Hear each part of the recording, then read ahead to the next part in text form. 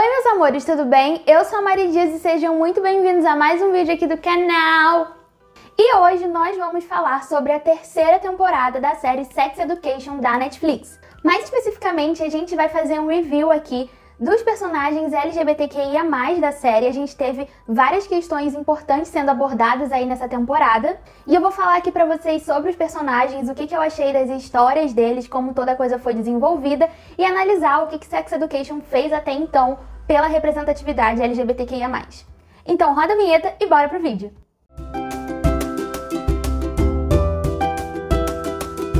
Se você ainda não assistiu ou não lembra muito bem o que aconteceu nas duas primeiras temporadas, eu vou deixar aqui na descrição e também no card aqui no vídeo o vídeo que eu lancei um pouco antes de estrear a terceira temporada, em que eu fiz um resumão pra vocês de tudo o que aconteceu na primeira e na segunda.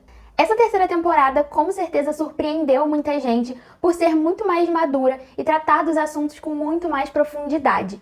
Essa com certeza se tornou a minha temporada preferida, gente. Eu ri, eu chorei, depois quando acabou eu tava impactada no sofá, tipo, o que acabou de acontecer, o que a gente acabou de assistir, porque realmente eles conseguiram passar por tantos assuntos e falar sobre tanta coisa e fazer isso de uma forma tão natural e ao mesmo tempo de uma forma em que você consegue se identificar, sabe? Então eu achei que foi realmente uma temporada muito boa, mas também acho que veio de uma construção, sabe? Eu acho que tinha que ser exatamente da forma que foi. A primeira temporada ali de apresentação, depois a segunda foi completamente caótica, e agora nessa terceira temporada eles estão no último ano da escola, e a gente vê que eles realmente amadureceram, os problemas estão tomando outras proporções, então eu acho que faz sentido, sabe? Não ia ser muito verídico se na primeira temporada eles já fossem tão maduros e as coisas estivessem acontecendo da forma que aconteceu aqui nessa terceira. A série, desde o seu início, sempre veio com uma proposta de quebrar tabus na hora da gente falar sobre sexo, principalmente para adolescentes. E essa terceira temporada me pareceu uma afronta direta a toda a onda de conservadorismo que tem crescido aí nos últimos anos, não só aqui no Brasil, na Europa, Estados Unidos e em várias partes do mundo. Depois que o ex-diretor, o Sr. Groff, é afastado da escola, eles trazem uma nova personagem que acaba movimentando e dando rumo da história nessa terceira temporada, que é a Hope. Ela é jovem, logo no início ela faz um discurso lá motivacional e todo mundo acha que ela vai ser muito boa pra escola, que ela vai trazer novos ares, mas na verdade por trás de toda aquela postura dela jovial, com um quê de corra atrás dos seus objetivos, conquiste o mundo, estude, empreendedorismo...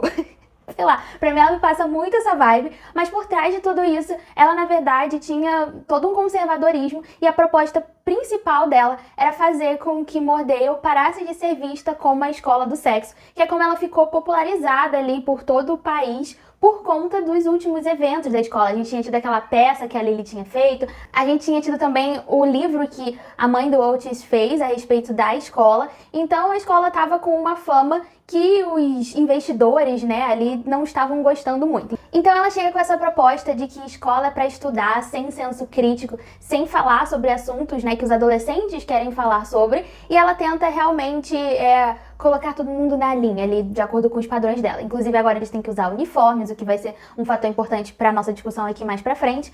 Mas enfim, tem aí essa nova abordagem que eu achei muito interessante. A gente viu também questões da Maeve com a mãe dela, do Otis com a Ruby, todas essas coisas foram muito interessantes. Mas aqui agora eu vou falar pra vocês sobre os personagens LGBT dessa temporada. A gente teve personagens novos e também os antigos que foram mais envolvidos, tiveram mais história, com exceção de duas pessoas que me deixaram muito triste, mas a gente vai falar sobre isso. O primeiro personagem sobre o qual eu vou falar aqui pra vocês hoje é o Adam Groff. Na última temporada, o Adam tinha se entendido como bissexual e ele tinha dito isso em um dos episódios, e a gente vê que ele ainda não está completamente, assim, 100% resolvido em relação a isso. Então, durante essa temporada, a gente vê ele num processo de descoberta, ele tentando entender melhor sobre ele mesmo, sobre o que ele gosta, o que ele quer, mas ele tem uma dificuldade de comunicação muito grande, ele tem uma dificuldade muito grande de conseguir falar para as pessoas o que ele tá sentindo. Inclusive, tem um momento em que o Otis aconselha ele um pouco sobre isso, e ele começa a usar uma técnica de falar com as pessoas sem realmente estar olhando pra cara delas, porque isso deixa ele nervoso. Pra mim, esse relacionamento do Adam com o Eric sempre foi uma coisa, assim, que eu não conseguia engolir direito. Eu não conseguia shippar, eu não conseguia gostar. Justamente pelo Adam, até então, ter sido o valentão que implicava com o Eric, até fisicamente. Ele já chegou a muitos momentos de constranger realmente o Eric. E eu não gostava muito dessa narrativa deles terem acabado namorando. Mas eu tenho que admitir que, como muita gente disse que aconteceria, nessa terceira temporada eu comecei a gostar do Adam. Eu acho que eles colocam ele nessa temporada tão vulnerável, sabe? A gente vê tantas fraquezas dele, o tanto que ele tá tentando a todo custo agradar o Eric, ao mesmo tempo em que ele tenta descobrir quem ele é de verdade. A gente consegue ver realmente que ele tá passando por muita coisa que ele não sabe lidar. Ele cresceu numa casa onde ninguém se comunicava e ele é muito parecido com o pai dele, né? Que a gente também vê que tá num processo de tentar se libertar também. A narrativa do pai dele nessa temporada eu achei muito legal. Então, eu acho que por todas essas fraquezas dele, pelo tanto que ele se mostra sensível, eu acabei abrindo meu coração pro Adam, enfim. Pagando língua, né? Eu odeio quando isso acontece. Mas foi interessante ver que a partir do momento em que ele começou a se aceitar mais, as coisas foram começando a melhorar pra ele. Mas ele teve muita dificuldade de se aceitar totalmente, inclusive pra mãe dele, que a gente via que desde o início estava sacando o que estava acontecendo entre ele e o Eric, mas sempre que ele precisava se referir ao Eric de alguma forma, ele falava que era amigo, e isso inclusive foi um dos fatores que foi cada vez mais afastando o Eric dessa relação e fazendo com que ele se sentisse assim, que não era realmente aquilo que ele queria. Outra coisa que foi incrível, assim, muito, muito boa, foi como a série abordou desde o início que ali no relacionamento do Eric e do Adam, na hora das relações íntimas, eles não tinham chegado nos finalmente ainda, se é que vocês me entendem. Eu tenho que usar metáforas aqui por causa do nosso querido YouTube. Mas eles ficavam lá em mãos e coisas afim. E quando eles finalmente resolvem, né, o Adam diz que ele tá pronto para que eles deem alguns passos a mais, o Eric fica super animado, só que na hora lá do vamos ver, o Adam fica muito nervoso, ele quer falar alguma coisa, ele não consegue dizer o que ele quer e tal, e é todo um drama, o Eric fica muito chateado. Na relação com o Eric, ele não queria, na hora do sexo, ser ativo, ele queria, na verdade, estar nessa outra posição. E foi muito interessante a série ter abordado isso, né, porque sempre tem um monte de estereótipos, principalmente dentro de casais homoafetivos, as pessoas sempre tentam colocar alguém no papel do homem e no papel da mulher em tudo, sabe? Sempre tem alguma pessoa que as pessoas tiram pra ser o passivo da relação e com certeza pelos estereótipos quem seria a pessoa na relação dele seria o Eric. Então eu achei, assim, uma quebra de expectativas muito bacana e a forma como eles trataram isso, ele ser um homem bissexual e que ele é passivo, foi muito bacana. E o nosso próximo personagem muito maravilhoso e que eu quero falar aqui sobre é o Eric. O Eric sempre foi incrível, sempre foi apaixonante, sempre foi um personagem que teve cenas incríveis e nessa temporada em especial eu achei que ele teve um destaque assim enorme. Eu acho que ele foi inclusive até maior do que o outros. A narrativa dele, as questões dele foram muito bem desenvolvidas, bem abordadas e ele se mostrou um personagem cada vez mais complexo. Eu acho que ele é o mix perfeito, sabe? De cenas engraçadas, ele sempre é o que protagoniza as falas mais engraçadas. E a gente também tem cenas muito legais, como as dele dançando em frente ao espelho enquanto se arrumava. Eu adorei essas cenas nessa temporada. Mas a gente sempre também tem com ele cenas mais profundas, em que assuntos bem mais complexos são abordados.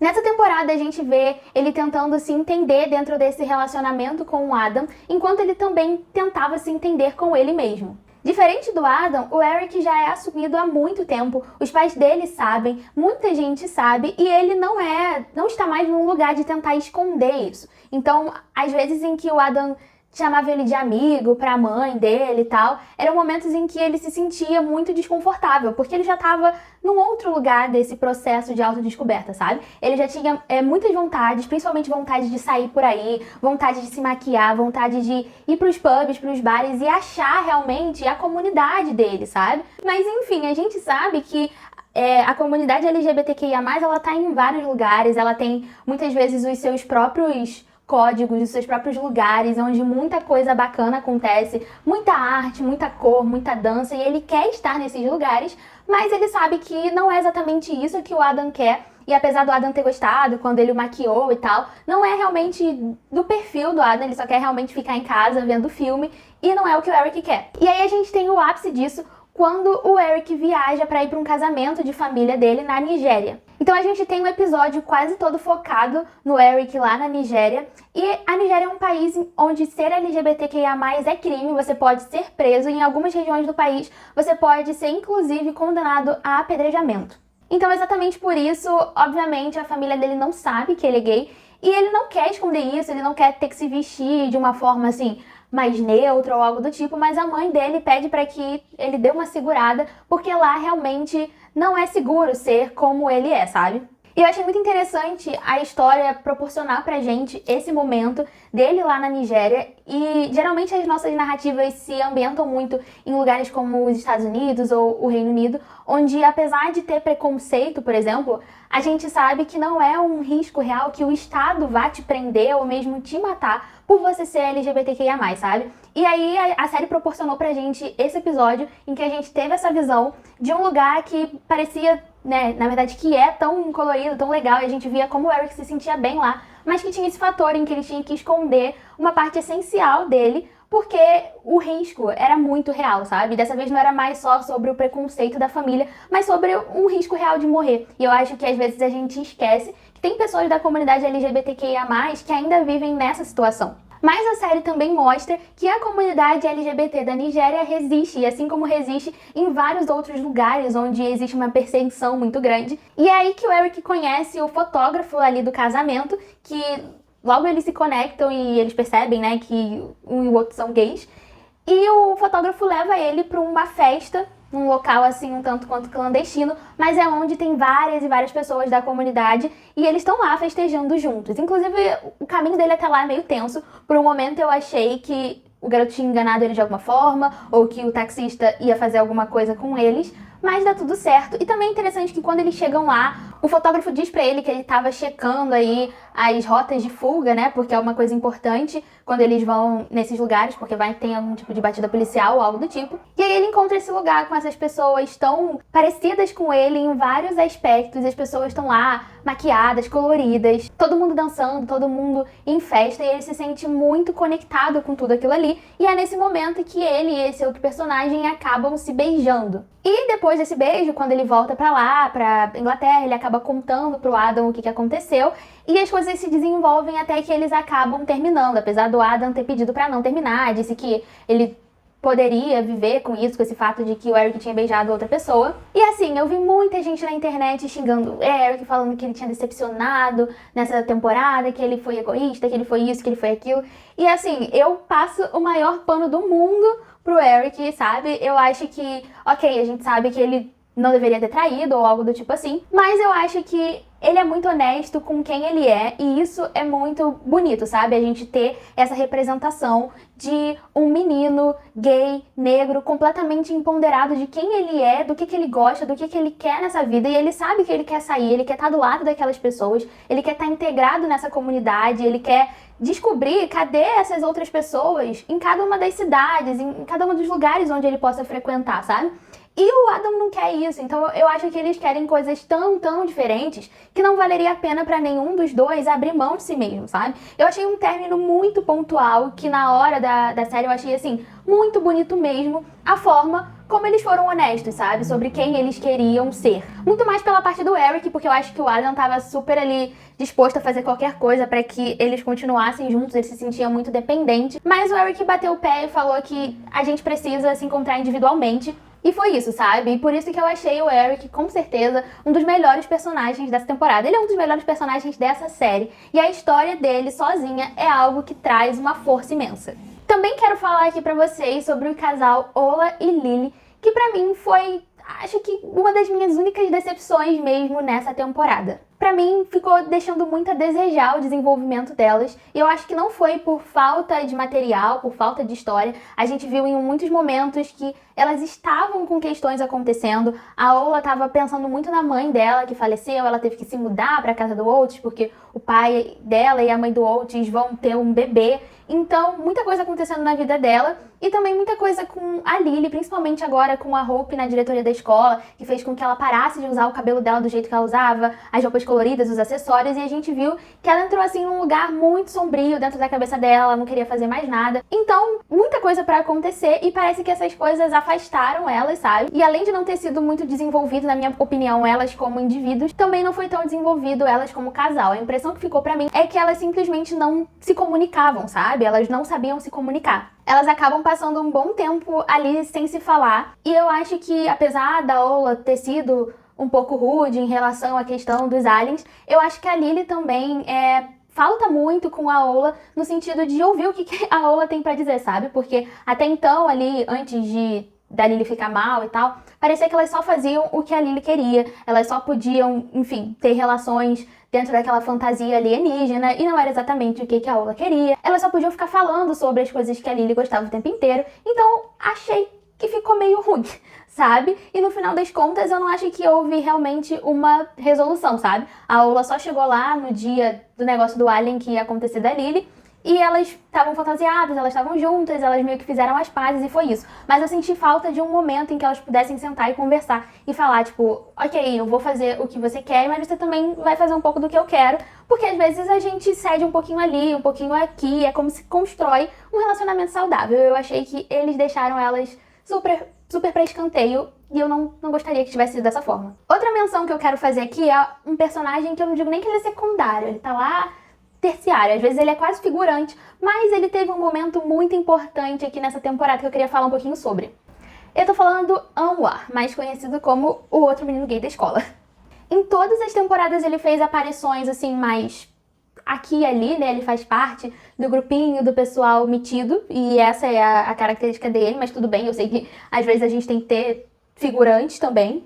Mas eu achei muito interessante porque tem um episódio em que a Hope chama pessoas para poder falar ali com os adolescentes sobre educação sexual. Não pode nem chamar de educação sexual, né? Seria uma deseducação sexual. Separou em meninos e meninas, cada um para uma sala. Meninas consistia em colocar medo em relação à gravidez e meninos em colocar medo em relação a doenças, né, DSTs, se eles tivessem algum tipo de relação homossexual. E nesse dia o Anwar tava mal, assim, ele tinha pegado uma coisa na cara dele que estava completamente inchada. Isso tinha acontecido logo depois que ele tinha tido relação sexual. Então ele entrou numa noia por causa daquilo que a escola fez, de que ele devia estar com alguma doença e que ele ia morrer, né? E foi muito legal porque esse episódio abordou todo o estigma que ainda existe em relação à AIDS, né? E que muita gente ainda acha que as coisas são como eram nos anos 90, sabe? Isso é muito real, gente. Não só adolescentes, como adultos. Muita gente não tem informação sobre isso. E aí ele vai, junto com as outras meninas que também estavam com medo por outras coisas, no hospital. E lá a gente tem uma cena super bacana com a enfermeira informando ele sobre várias coisas. Então ela fala pra ele que ele não tá com o vírus, mas mesmo que tivesse, hoje em dia a gente tem um coquetel de remédios que podem fazer com que você viva normalmente, né? Contanto que você tome os remédios com o vírus, e você inclusive vai ficar sem ter a possibilidade de passar para as outras pessoas. Eles conseguem realmente inativar ali o vírus. E também existem coquetéis de remédio que você pode tomar se você tem uma vida sexualmente ativa para prevenir que você pegue. Então, assim, ela mostrou que não é mais essa coisa, esse bicho de 7 cabeças. As pessoas, né, não têm muita informação sobre isso, justamente porque foi uma doença que acabou estigmatizando demais a comunidade LGBT. E muita gente atribui aos gays, principalmente aos homens gays, a culpa pela HIV ou algo do tipo assim. Apesar de que os dados mostram que, na verdade, o maior número de pessoas infectadas e que espalham a doença são homens héteros. E aí, gente, pra fechar com chave de ouro, acho que um dos maiores presentes dessa temporada foi o personagem Cal. Cal foi interpretado por Dua Saleh, que é rapper e tem ascendência sudanesa, e também, assim como a personagem, é uma pessoa não binária. Ele se revela não binário na série de uma forma super casual, em um momento em que o Jackson se refere a ele como ela. E aí que é dito que os pronomes dele são they, them. E aqui no Brasil a gente geralmente traduz ou chama de eu, dele. No início a gente vê que tinha alguma coisa rolando, muito pela questão do banheiro da escola, aquele banheiro que ficava lá nos fundos, que era onde o Oates e a Maeve faziam a clínica, né, de sexo ali deles. E muita gente ia lá também para fazer as coisas mais diversas. E Cal usava o banheiro para poder se trocar longe de todo mundo. E depois a gente descobre que era porque no vestiário feminino muitas das meninas acabavam fazendo bullying mesmo, sabe? Zoando o top que ele usava por causa dos seios, enfim.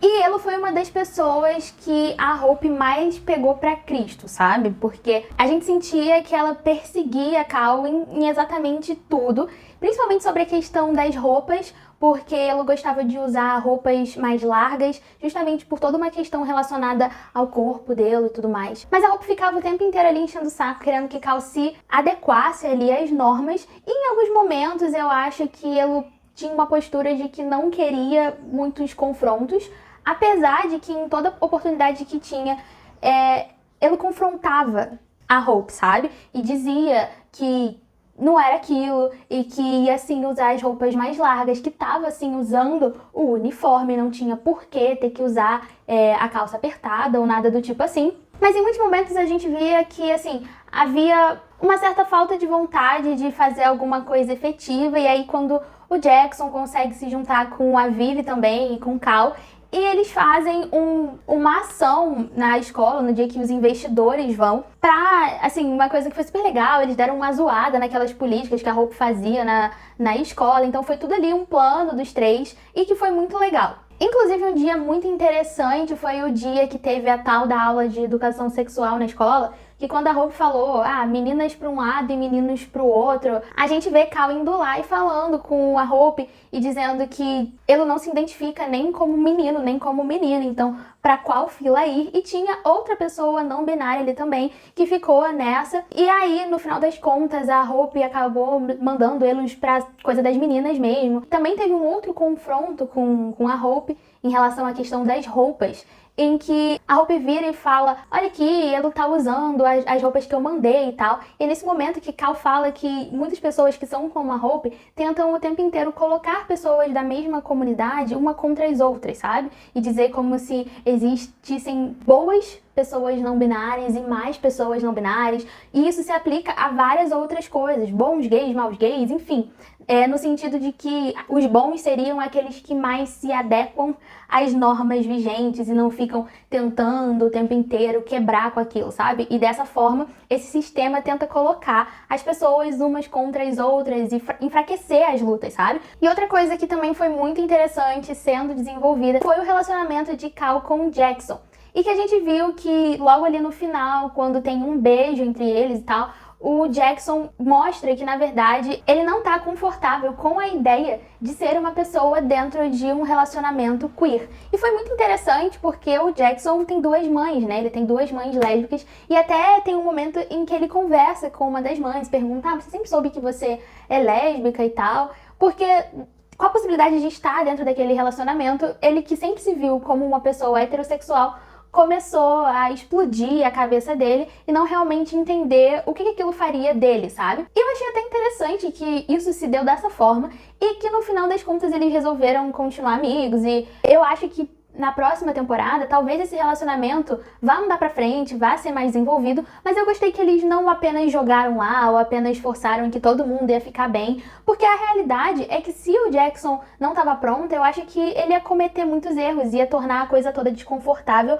tanto pra Cal quanto pro Jackson. Então, enfim, eu acho que foi interessante eles terem abordado dessa forma. Muita gente também ficou triste que eles não começaram a namorar logo de cara, mas eu acho que a realidade é essa, sabe? Eles botaram que as pessoas precisam de tempo e também precisam respeitar os limites e tudo mais, e que o mais importante dentro de um relacionamento é que as duas pessoas estejam completamente confortáveis, e ali naquela situação nenhum dos dois eu consegui realmente estar confortáveis. Mas eu espero demais que na próxima temporada essa narrativa seja desenvolvida e que a gente tenha ali talvez um arco do Jackson, algo do tipo assim, porque ele estava muito perdido, e que a gente também veja cada vez mais de Cal, que foi uma adição incrível para a série de Sex Education. E a gente ainda tem muito problema de ver nas séries, nos filmes, personagens não binários sendo interpretados por pessoas não binárias, e tudo isso sendo feito de uma forma legal, trazendo as discussões de uma forma bacana. E eu acho que, mais uma vez nesse ponto, Sex Education tá de parabéns e fez absolutamente tudo.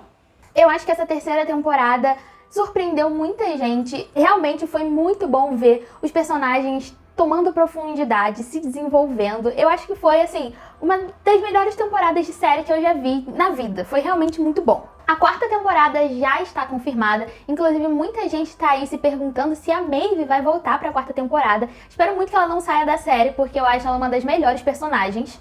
E agora com o Mordale fechando, porque os investidores resolveram retirar o dinheiro da escola por conta do protesto que eles fizeram, né? E que, enfim, reforçou a imagem da escola como escola do sexo.